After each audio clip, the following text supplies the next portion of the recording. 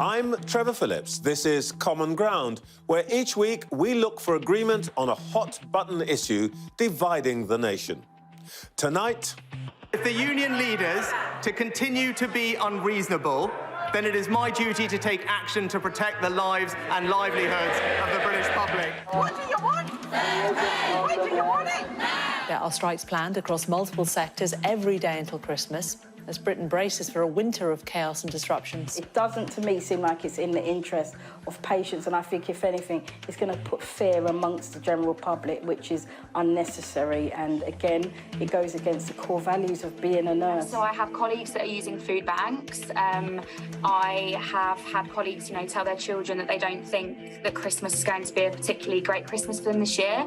I actually feel, in a way, fortunate that I don't have children that I have to say that to. And I want the government to explain why they're not prepared to sit down and even talk, even though they know that patients will experience real disruption as a result of strike action.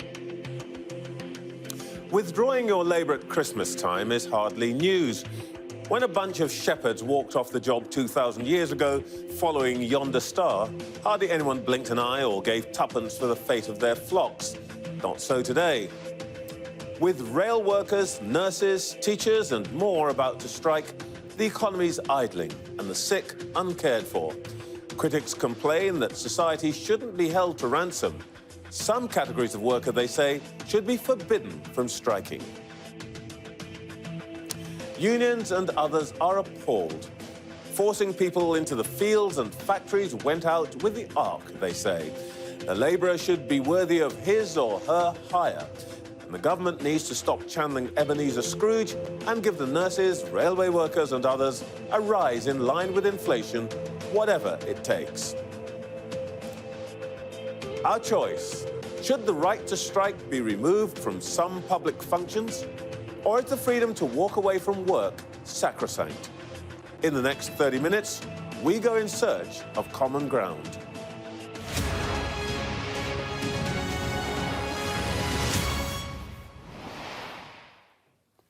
With me tonight, Stephen Dorrell, former Health Secretary, who was also chair of the NHS Confederation. Lord David Howell, a former Transport Secretary who served in a variety of roles for governments of Ted Heath, Margaret Thatcher and David Cameron. And Mary Bousted, Joint General Secretary of the National Education Union. Let's start on this common ground. We know that already there are some groups of workers, soldiers, some in the life-saving business, who are essentially prohibited by law from withdrawing their labour. But the question that we're trying to address today is, should that circle be widened, and if so, in what way? David Howell, you worked for Heath, who was essentially defeated by unions. Mm-hmm. You worked for Thatcher, who most people would say defeated certainly the miners, and David Cameron, who I don't think ever really had to face what we're facing today. Do we need to extend the prohibitions on striking? I think society is getting so complex, and the word you use is life-saving, so we must look at life-threatening activities. They are widening and becoming more complex, even things like blocking trains or blocking motorways, blocking transport could be life-threatening. So we do have to think all the time about widening. I'm sorry it's come to this present crisis, which I think you want to look at the facts behind it. But yes, we should be on our guard to think of ways of widening it. Yep. All right, well, we'll talk about exactly how. Mary Bousted, do you see the case, irrespective of the specifics of one industrial relations dispute or another, do you think that there is a case, as David Howell has said, for in thinking about where the public is endangered, prohibiting the withdrawal of labour?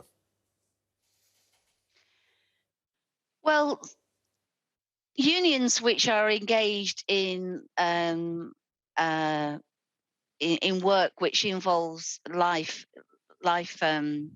the loss of life or the maintenance of life, for example, in health, if they take strike action, they will make sure that critical care is maintained. And the RCN and Unison and others which are engaged in the health dispute have made that really clear. So there will be no threat to loss of life from the action of health workers taking action on Thursday. And we already have, and I'm sure we'll come into this, some of the most restrictive strike laws in the world. So restrictive, in fact, that there's a case before the International Labour Organization that the restrictions on taking industrial action in the UK are unlawful according to international labour law. So any extension would be completely unjustified. All right. Stephen Dorrell, where do you stand on this? I'm not in favour of extending the banning of strike action. Fundamentally, I think for a simple reason of principle, that if the employer-employee relationship deteriorates to a strike, the only way you will rebuild it is by rebuilding the relationship between them. And introducing the law banning strike action makes that more difficult rather than easier. Success in the current health service and indeed in the rail dispute and other disputes relies upon both employer and employee finding common ground. And I think that's made more difficult, not easier, by a threat of strike action, by a threat of banning strikes. All right, well, let's take that up, because let's talk about the nature of strikes then. They aren't always just an accidental thing that happens, are they? We live in a market society, and one element of the market is labour. And there is nothing in principle wrong against with labour exercising the raw power that it has in the same way as employers exercise their power. So it isn't just a question of when things break down. The unions may decide that actually this moment is a moment to their advantage, oughtn't they? Oh, might they not? It's certainly true in any voluntary relationship that there will be moments when people are more powerful and moments when people are less powerful. And I certainly not my view that the law has no role in an employer-employee relationship. There is a whole corpus of law that determines what you can and can't put into an employment contract. But at its heart, an employment contract is an agreement between an employer and an employee. And if that's going to be a successful relationship, banning strike action, I think, doesn't help the situation. All right, I want David Howell. Well, I mean, Stephen's right that it's what lies behind the sort of situation we're in now that I think you're really interested in, and why it should come to a stage where so many people want to go on strike. And I think we have to look at three things here. The context, which is actually unique in history. We've been through and are present in conditions of the like of which we haven't known since the 1940s.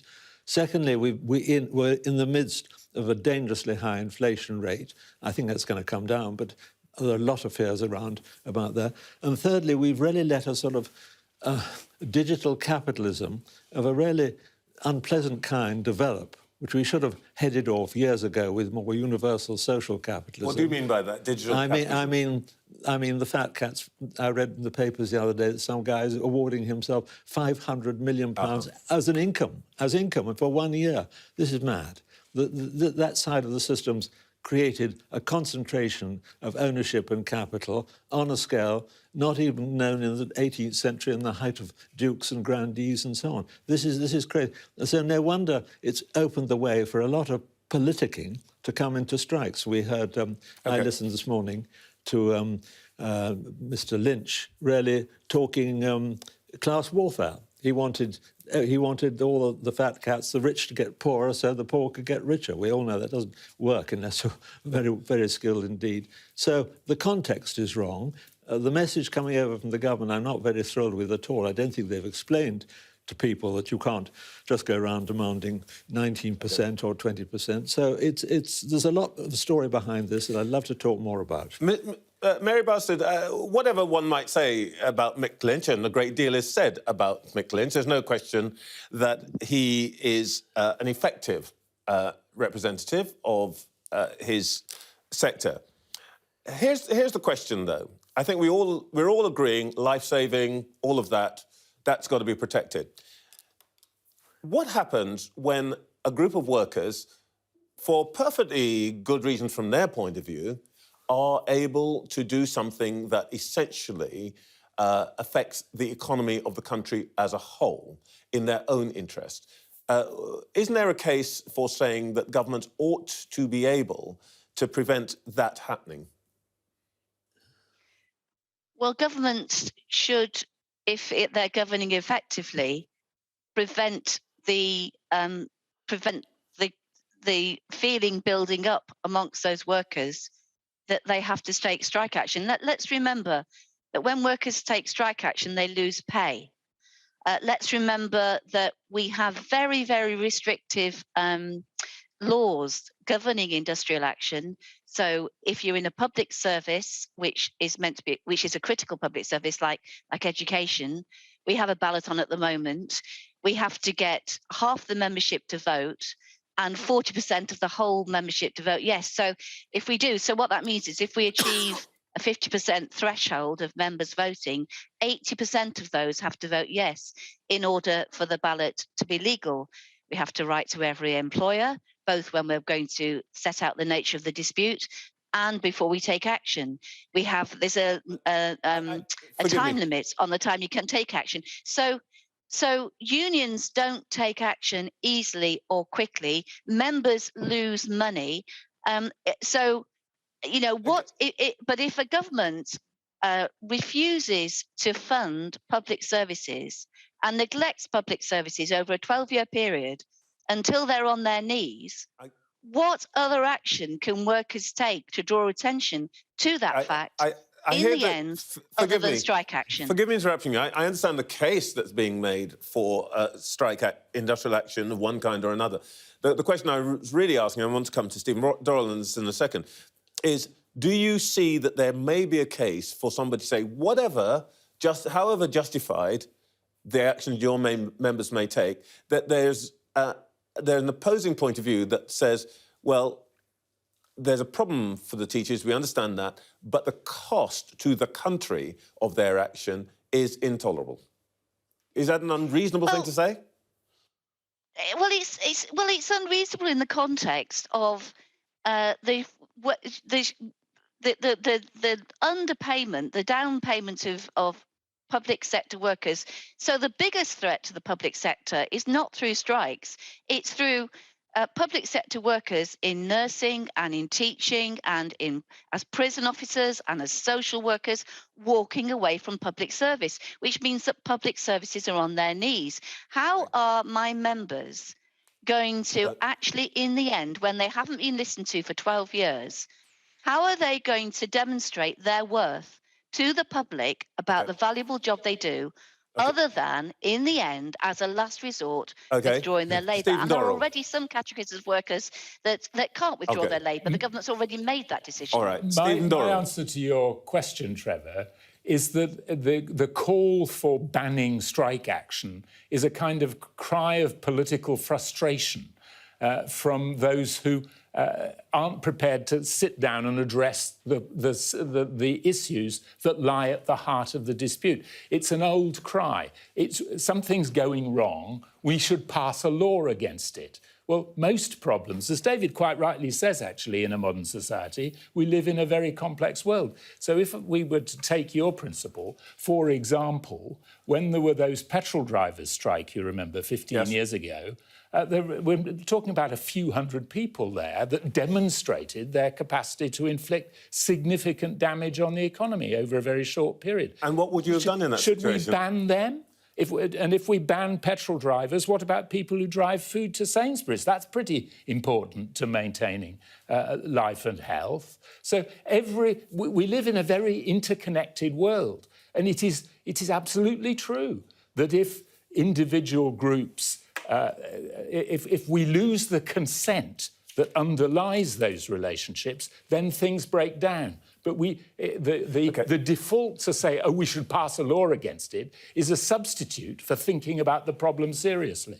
No, but come on, Stephen. No one's proposing to pass a law banning strikes. That's absurd. That's way beyond the discussion. That's the question Trevor asked. No, we're not talking. Widen the prohibitions. Widening the prohibitions because the nature of emergencies changed and the nature of the way in which life can be threatened has got much more complicated. So all I said was, and I think people generally agree, that this needs to be reviewed. There is a bit of emotion now in addition, because I think in some of the things that are being said, and the fact that it's all up against Christmas, and the fact that we've had 2 miserable years of difficulty, of privation, everyone was hoping an easier Christmas, this has just gone over the edge of reasonableness. And I think in a very reasonable public in Britain, they just feel it's pushing it a shade too far. David, so that's why the government has been brought to this point. But you've got to remember. You've got to remember. Stephen, and I want to put something to just remember, this all started with the worst financial crash in history in 2008,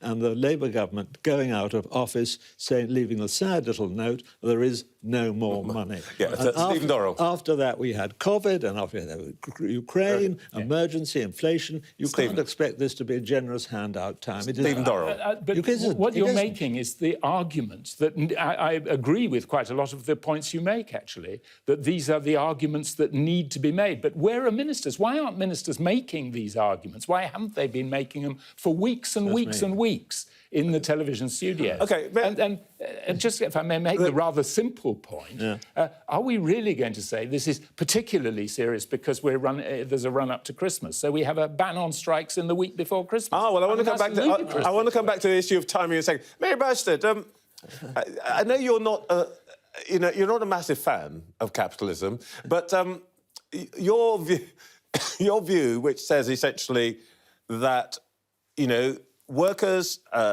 may experience privations of one kind or another, and this is the thing they have to do.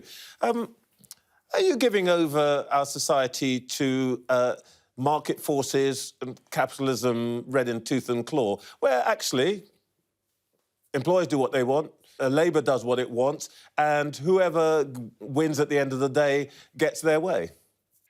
Well, no, we're not doing that. I mean, what unions try and do... If you're not going to regulate it, what you're basically saying is whoever can make the public bow to their will wins. But you're not asking that within the context we're working within. But there are very, very strict laws over industrial action, and the union only takes industrial action as a last resort. It's not a nice time for a general secretary leading a national dispute. It is full of risk. It's full of extremely hard work, whether you're going to make the thresholds. I mean, unions only take industrial action when they've run out of road and when the employer, or the government in our case, won't negotiate. They are a sign of desperation. They're a sign that any attempt to get the employer or the government to be reasonable has not worked. Okay. They're often a sign that the employer or the government thinks that you're making it up as a union baron. I mean, the Daily Mail calls me a union baron frequently, and that you're making it up. You're not going to get over 50% of your members voting and 80% of them voting yes, unless there's a massive problem. All right. Let's see if we can actually crawl towards some common ground here. Let me try something with you, David Howell. Let's not tackle the RMT. Mr. Lynch is quite a fearsome beast, and I don't want to get into an argument. Okay. I've already had an argument with him, which was a score draw, I think. But let's deal with if you like, the scope of any potential prohibitions. What about saying that only workers who are effectively employed by government might be subject to some kinds of further prohibitions? I'm talking about those in the health service, possibly, of course, those in education, though that's a complicated question. That, again, is too simple for this complicated world. You can love or hate privatisation and so on, but all around the world, most enormous area utilities, and utilities which are related to life-threatening, or utilities related to the entire business of communication in a modern society and technology, are in private hands, and therefore any prohibition about life with a life-threatening concern is going to have to cover more than just public sector workers. That's a dilemma that we've got to work out in the future, but it's nevertheless, it doesn't quite match your rather happy idea that it's just government workers who should be told not to strike. It's just the army and so on. We've got to go beyond. It's much more complicated than that. Failure number one. Well, Stephen Dorrell, let me try something with you then. Minimum service levels. I mean, in lots of parts of the economy, particularly in the private sector, you're required to deliver certain products or services at a minimum level, or you don't get paid. Would that be an idea that's worth introducing, particularly in relation, as I say, where government is effectively the employer? I'm not quite certain how that would work in a contractual situation. One of the simple distinctions we have to draw here is between the criminal law, banning something, making it contrary to the criminal law, presumably nobody's in favour of that, and writing contract terms. And I'm not quite certain how you'd write a set of contract terms that fulfilled the principle you described. Can I just make the other point? You're suggesting that this would apply to public sector workers and not private sector workers. There's a rather simple problem with that, which is that although people look at the health service, for example, and say that's tax funded, therefore it's public sector, actually getting on for a majority of the people who deliver tax-funded services in the health service work in the private sector. GPs are private sector service providers to the health service. That was an Aaron Bevan's deal with the BMA. So on that definition, people working in primary care could strike, people working in the hospitals couldn't. OK. It's a bizarre set of circumstances. Just to reinforce Stephen's point, of course, even the railways, and we are here now, are tax-funded. They're tax-funded as well as being in the private sector. So the whole of this language of what's in the private sector and what isn't, actually the whole of Asian society is moving beyond this ideological division and way of thinking. We're in the wrong valley intellectually in thinking about left and right and state sector and no state sector. The modern world is digitalised and people are empowered and they want services. And that takes the argument a whole stage further. Well, I know you spend quite a lot of time in Japan and Southeast Asia and so on. Would you favour something like the situation in Singapore, where government actually has pretty strong powers over when people can and can't withdraw their labour? No, it's too strong for me, I'm afraid. Singapore's too strong even for you. Mary Finding the inner liberal in David. Wow. OK. Well, you're all basically resisting the idea that this is practical. But Mary Bousted, let me ask you one other way in which you might approach this. Yeah. Coming back to this point about minimum service levels, teachers will or may withdraw their labour, and there will be all sorts of noise and arguments about that. Going back to Stephen Dorrell's point about the difference between criminal and civil action, what would be wrong with schools having essentially a contract with parents that say they must deliver a certain number of days teaching or whatever it is, however you said it, and that in circumstances where that was not deliverable because of industrial actions, a parent would have a case against school and or your union? Well, what's wrong with that is it mixes up, two very separate issues. It mixes up the idea of the guarantee of a service with the fundamental right to withdraw your labour. And when it comes to a profession like teaching, where teachers work more unpaid overtime than any other profession, and when they transform their practice during COVID to offer lessons remotely to children and young people, these are not people who withdraw their labour easily. The fact that we went through a preliminary ballot and we got, we smashed the ballot thresholds.